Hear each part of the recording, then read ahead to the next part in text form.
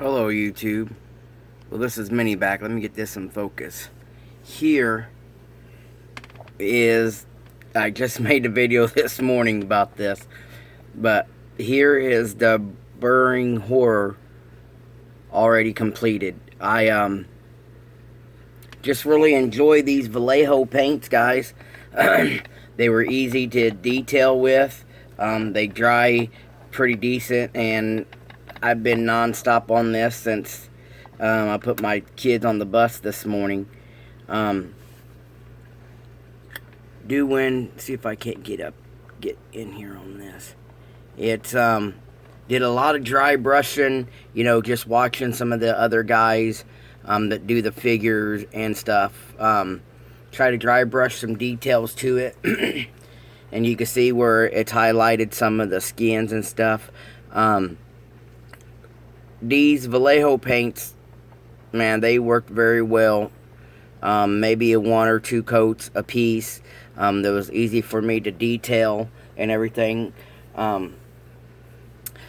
Richard, that over at Tattoo for You, it's TAT24 and the letter U, over here on YouTube, had mentioned that it's when he's painting his figures and building his armies. I know he's got some Necrons and Orcs and stuff like that, just like Pete does.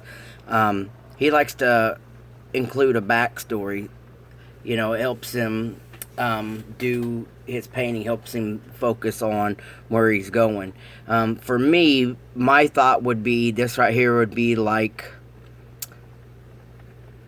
a guard dog or a protector for maybe, let's say, a warrior, or maybe a whole tribe or king at that. So if you noticed, I put some tribal signs on his head and his front runners, and then down his back. And I've used London gray, pale gray, there's some yellows in there, a clear orange, salmon, a London gray. Did I already say that?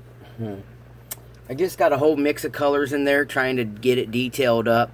I based it with the white Stynylite Rise primer, and that primer is just great. And I let it dry for maybe about 40 minutes, 35 minutes. And then I just went to town with it, and I couldn't leave it alone. I really enjoyed it. I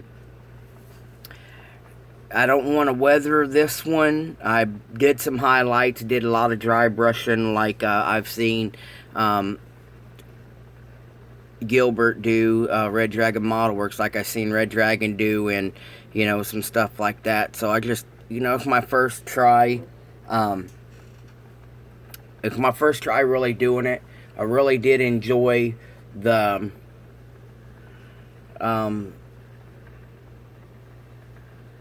whole thing. The underneath, I even, painted underneath of him. I did his belly.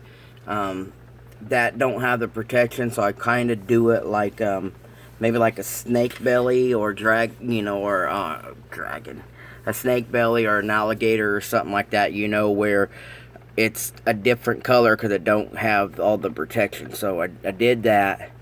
I found it easier for me, since these are such soft plastic, is I took some straight pins with balls at the end of them, and I stuck them underneath his belly, and then I made me a little holder like that. I know P and a lot of the game figure guys have bases. I didn't get this far into the hobby yet. I glued the King Troll on an old candle thing, so maybe that would be easier to paint, and I can actually build a base for him. So I don't know which one I'm going to do next, but I did enjoy this. I worked on it, maybe 3.5 hours, and, got some dust on it. I worked on it maybe 3.5 hours since the kids got on the bus this morning, because right now it's 11:30, and they get on the bus at 8, so I ran down the street to pick up some stuff real quick. But I don't know, tell me what you guys think. I know, I got figure painters that follow me, and I know that Red Dragon and the Siren Syndicate, I have some guys over there that follow me. Just give me tips, pointers.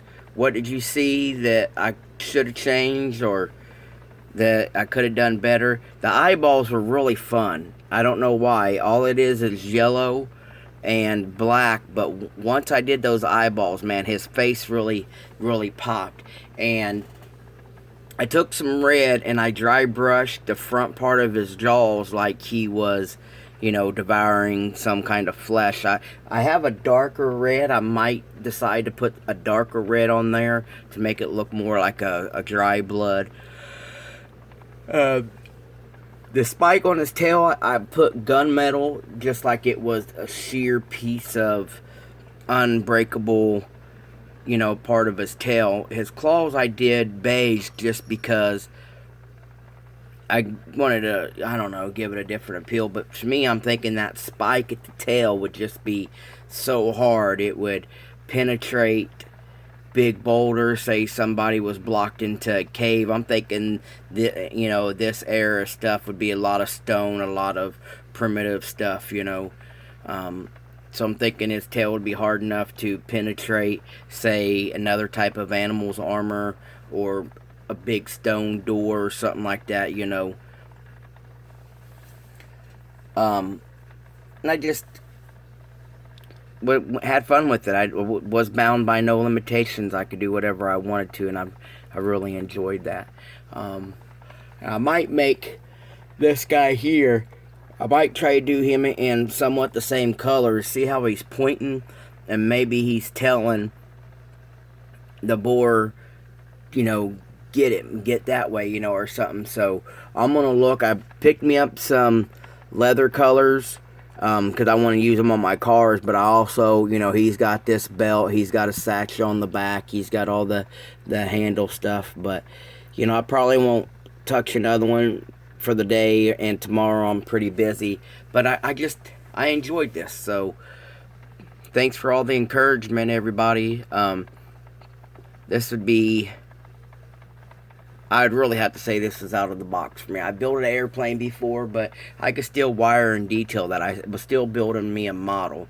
For me to actually do a figure like this, it's definitely out of the area for me.